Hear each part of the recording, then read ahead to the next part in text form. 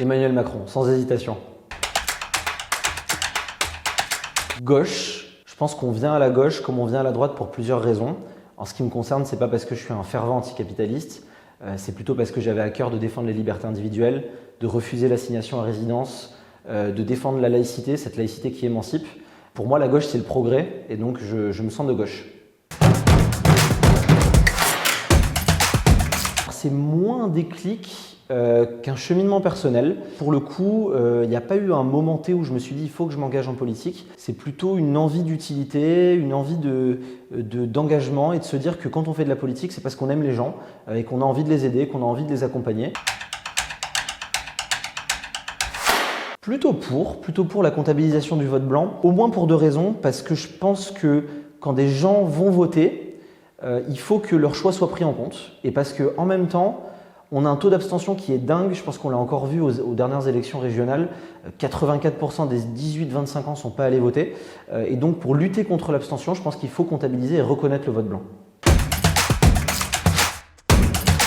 Parce qu'il faut prendre son destin en main tout simplement et ne pas laisser les autres choisir pour soi. C'est hyper important parce qu'en démocratie, c'est le vote qui fonde la légitimité.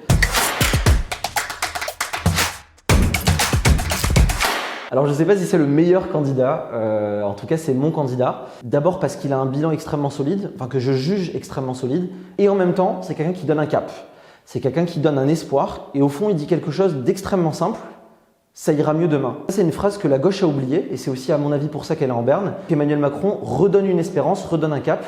Moi je pense fondamentalement que le macronisme est un optimisme. J'ai plusieurs casquettes dans cette campagne. J'ai la chance et même l'honneur d'être donc le responsable com et presse de Territoire de Progrès.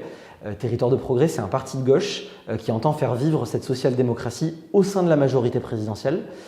Et donc je fais le lien avec le pôle com de la campagne. À ce titre-là, j'essaye d'aider du mieux que je peux pour la réélection du président et en même temps une autre casquette qui est pour moi une casquette peut-être extrêmement importante, qui est la casquette de militant. Je pense que c'est très important d'aller prendre le pouls, d'aller voir ce qui fonctionne pas sur le terrain, aussi d'écouter les gens. Parfois on est un peu à portée de baffe, mais je pense que c'est vraiment là où on adhère au réel.